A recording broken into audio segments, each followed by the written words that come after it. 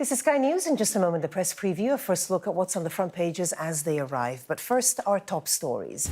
The chair of the Centre Ballot charity founded by Prince Harry has accused him of bullying and causing the organisation to lose sponsors when he decided to leave the UK. A source for ex-trustees has dismissed the claims. Sir Keir Starmer and Donald Trump discussed productive negotiations towards a UK-US economic deal in a phone call this evening. And the number of people killed in Myanmar following Friday's powerful earthquake has now risen to 1,700, but it's predicted that the true figure could be much higher.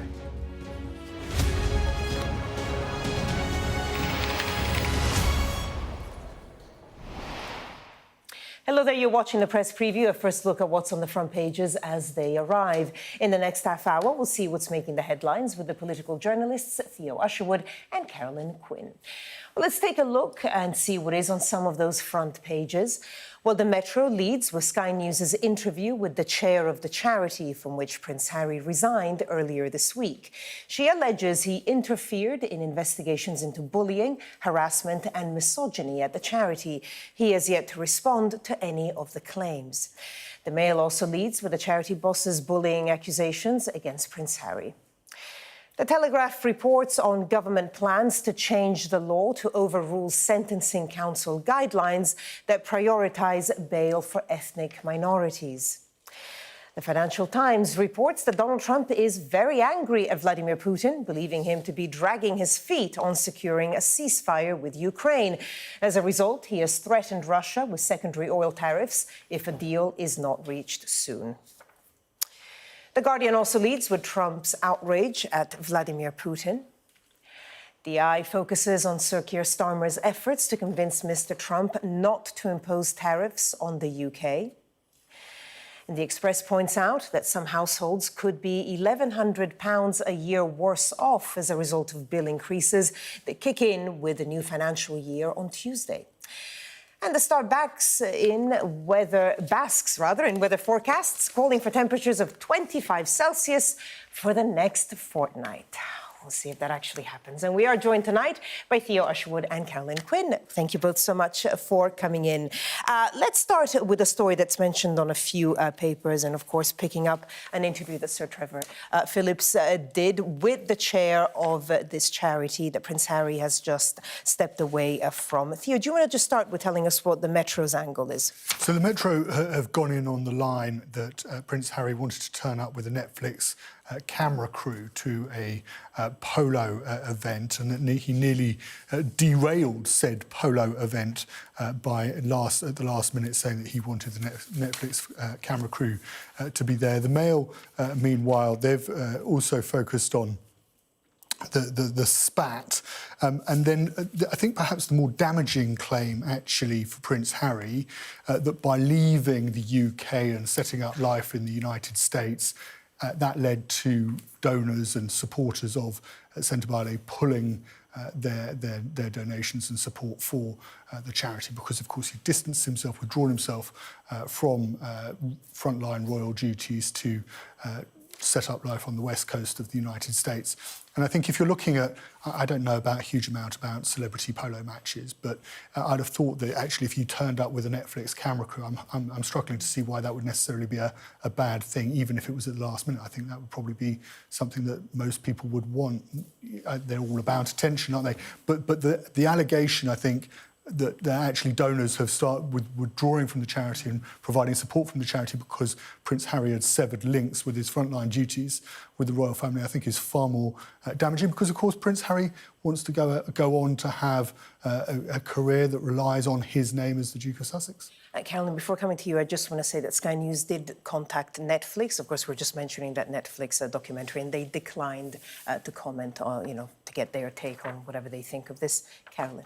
But I watched this interview this morning, and Dr. Chandolkar is clearly, visibly angry and upset.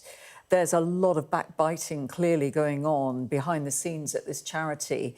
Now, she has made allegations that he, the Prince, interfered with allegations of bullying that she had made. She feels that she was being forced to leave. She hit back, and now she feels that the organisation is or the royal organisation, if you like, is moving against her. So there are clearly a lot of arguments still to be had behind the scenes on this one. But at the heart of it is a charity that Harry set up. Do you remember to remember his mother? Yeah.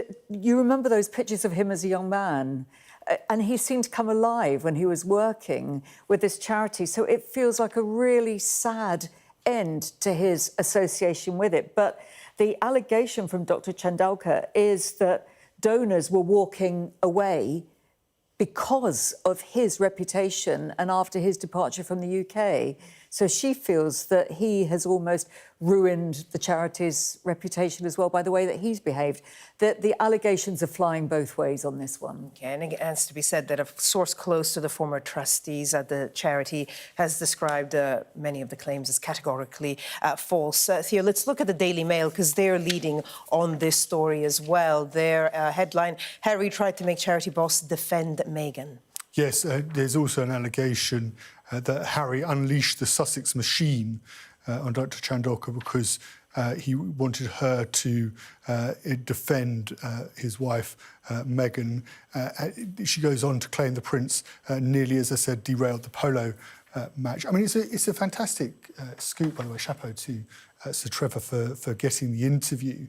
And it just speaks to, I think, how when you look at this story, you can really think, how did it get to this point? Because the charity has obviously now fallen, it's fallen to bits. Prince Harry's had his reputation damaged as a result of this story blowing up, and of course, those people in Africa who the charity helped are no longer going to, we would think, get that help, and it seems to be beyond the charity. It seems to be irretrievably damaged. Helping AIDS orphans in southern Africa, but Dr. Chandauka is now saying that toxicity over the Duke's brand has led to these donors stepping away.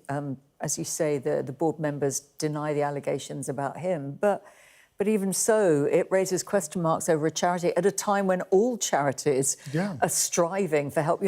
Aid has been cut by governments around the world, and they've got higher running costs. The one based high running costs, and in the end, who suffers when there's reputational damage like this? Well, we reached out to the Duke and Duchess of Sussex about the contents of the interview. They declined to offer a formal response, but how damaging do you think any of these allegations, or all of them, are for their brand? I think they're hugely damaging. I mean, we've seen Meghan launch series on Netflix. She's got her series out where she does sort of home living. It's not necessarily my cup of tea, but I'm sure there are lots of your viewers who have watched it and have enjoyed it. And it's a wholesome image.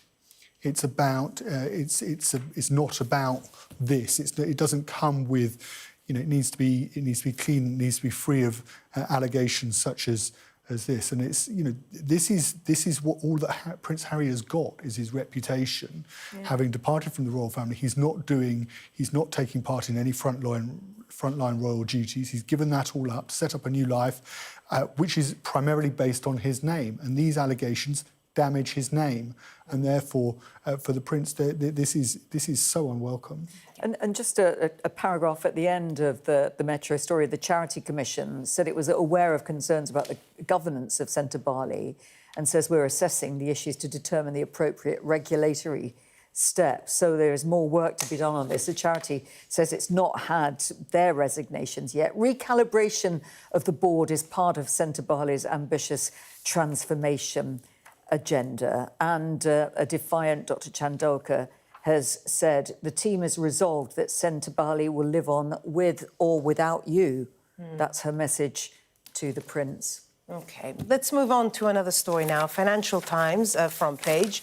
Their headline, Trump threatened secondary tariffs on Russian oil if no Ukraine truce agreed. Basically, we're seeing for the first time Donald Trump use quite strong language. I mean, he hasn't used the strongest language against Vladimir Putin in the months that he's been in office, but quite strong language there. What's he been saying, Theo? Yes, Donald Trump has said, and again, as he said, he's pissed off with Vladimir Putin for foot dragging in talks over. We all know, this is widely accepted that Putin is delaying. He wants his forces to make as greater inroads as possible into Ukraine before finally getting down to the nuts and bolts of a meaningful negotiation about peace. I think certainly from the UK government's point of view and from Europe's point of view, these comments from Donald Trump will be welcome. That Donald Trump himself, the US president, is now starting to lose patience with the Russian president. There have been times when we've looked at events, 5, 6 o'clock in the evening in the White House, sort of agog at Donald Trump and J.D. Vance take President Zelensky to task, or conversations he's had with other. We know the efforts that Keir Starmer went with his letter of invitation to visit the King. It is often felt, I think, from European government's point of view, that Donald Trump, there's been a complete recalibration, and he's supporting now. He's very much closely aligned with Russia's wants, and I think now this will be, gives some hope. But how interesting this is, given the outburst in the Oval Office, Zelensky being chided by Trump and J.D. Vance, and yet President Trump now says he is very angry and very pissed off with President Putin for questioning the credibility of President Zelensky, which seems to have been the message coming from the United States. It's almost as if we can criticise him, but no one else can. But nobody else can. And obviously, as you say, the foot dragging's going on. Trump just wants to get on with this deal. He's eyeing up that Nobel Peace Prize, yes, isn't he? And it's taking a little longer than a day to sort out the war in Ukraine, apparently. Longer. And can I just say, we've had some pictures coming in, latest pictures of Air Force One there leaving Palm Beach Airport in Florida, heading for Joint Base Andrews. This is Donald Trump, who usually spends his weekend in Mar-a-Lago, and now is heading back to work at the White House. Let's look at the front page of the Eye. Still sort of Trump and Trump-Starmer relations. Of course, Wednesday is Liberation Day, when we're going to presumably see the implementation or the clarification of many of these tariffs. And I guess we're still harboring the hope, perhaps, that it's not going to affect us quite as much as it might other countries, Theo. Yes, Sky News has been reporting, I saw it on your app, just before we came on air, that there's now been a conversation, a positive conversation about some sort of prosperity, UK-US prosperity deal, whether it will come in before Wednesday's Liberation Day, that Donald Trump refers to it as, when these 25% import, tariffs on car manufacturers are introduced, which could hit the likes of Jaguar Land Rover and other manufacturers here in the UK harshly.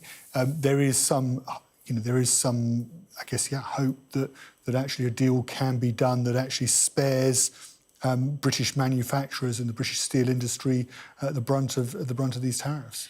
Carolyn, very briefly, are we right to expect preferential treatment? It's a tricky one, isn't it? Because Starmer and Europe have been working very closely together on the coalition of the willing over Ukraine. What will European partners feel if the UK gets some sort of exemption from these blanket tariffs that are being threatened? I mean, the US is the second biggest export market for cars produced in the UK, so it would have a big impact.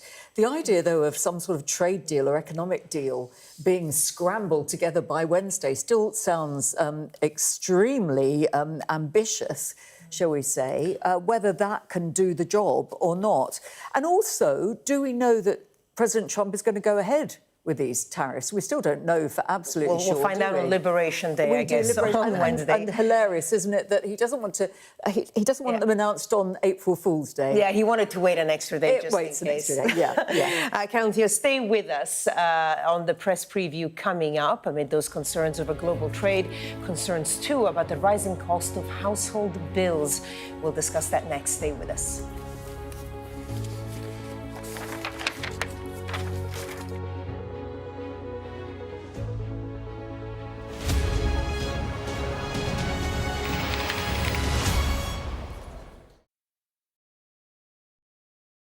Here we go. 2, 1. Thank you, Sophie. The big announcement. The battle for number 10.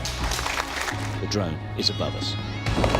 It is a chaotic scene. They've asked us to leave. It was a clear Labour landslide. The car is covered in. Liberated but left in ruins. A major incident has been declared. That's when misinformation floods the zone. It became clear the media weren't welcome. These extraordinary images. Must have taken years. Who wants to talk about politics? OK, stand by. I wouldn't be asking it if I didn't think it was a relevant question. The winner of the 2024 presidential election. Quite extraordinary events. Turkey is burying its dead.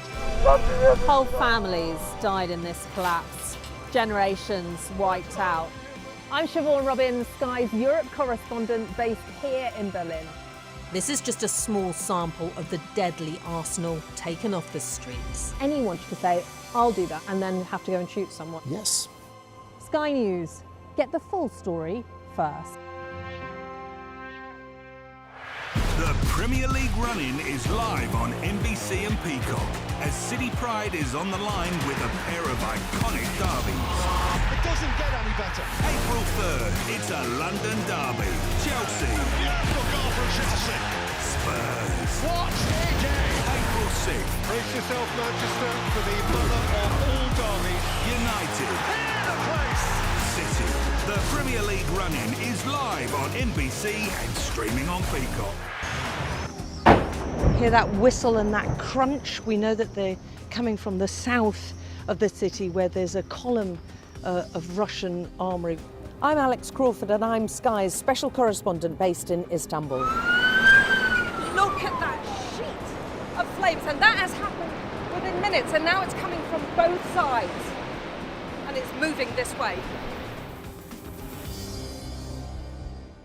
Our app gives you the very best of Sky News wherever you are. Breaking news, videos, analysis, up at 6%. Podcasts, watching us live. Joins us live. All in one place, and all at just the touch of a screen. The Sky News app. Get the full story first.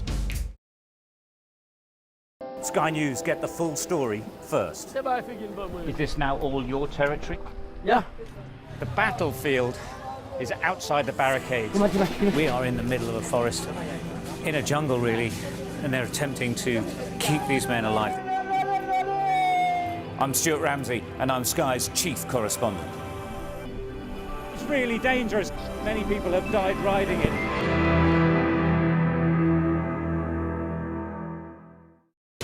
We are under Israeli military restrictions in terms of some of the things that we can film, but it's important to be in there. What a slow drive for the president as he approaches his golf club. Free wherever you get your news. I'm Mark Stone and I'm Sky's correspondent based here in Washington, D.C.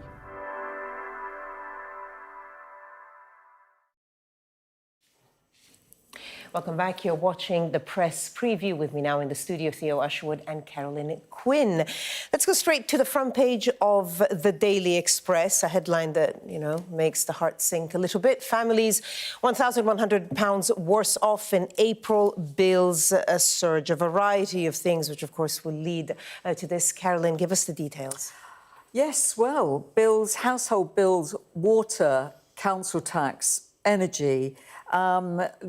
Families are going to feel the pressure. According to this, households could be battered by over £1,000 a year in those extra costs because of the bill rises. And of course, remember, that comes on top of the pressures that are being felt by households, but also by the Treasury and by Rachel Reeves in particular, the criticism that she's receiving over those welfare reductions announced last week, the borrowing costs, the predictions of growth not working quite as she had planned for this year, although pretty much a bit more optimistic for coming years. And, of course, the incoming tariffs, if they happen, as we were just discussing. So there is a lot going on, and with many of these rises taking effect from tomorrow. So that would be the day after. Yes, the first of April. Yeah, it's been dubbed Awful April, which I suppose is an awful title, but it's an awful month An being enormous predicted pressure on for many, families. many people. Yeah, I mean, this comes off, of course, the spring statement from last week, and there were some fairly shaky numbers in that from Rachel Reeves, who said, well, you know, at the end of this Parliament, families could be £500 better off a year, which was, there was some head scratching about that. You know, the Tories have done their analysis on this and adding up all the costs of rising costs of, as Carolyn was saying, council tax, energy, and so forth. And this is, of course, separate to the spring statement. Yeah. But I do wonder, you know, maybe the Tories, and this is obviously their analysis, maybe they're going to go away, and the big one to look out for is what happens from April the 6th when that in national insurance contributions for employers kicks in. That's going to be really painful. And what happens to, you know, when businesses suddenly have to bake that in terms of inflation, they'll have to put their prices up, unemployment, they're just simply not going to take people on anymore. It is a dire economic situation at the moment. And of course we have, as you mentioned, the huge uncertainty around the tariffs that Donald Trump could introduce this week, this coming week, and then what does Rachel Reeves do? Because she's not got many options left, and it's all very likely she's actually going to have to come back with tax rises in fairly short order. The Office for Budget Responsibility, which did halve its growth for this year, as I said, but seemed a bit more optimistic about future months. But its warning was that if the tariffs hit the UK, then that could reduce growth by 1%. Yeah, if we retaliate, yeah. Yeah, you know, and that means wriggle room gone, headroom gone.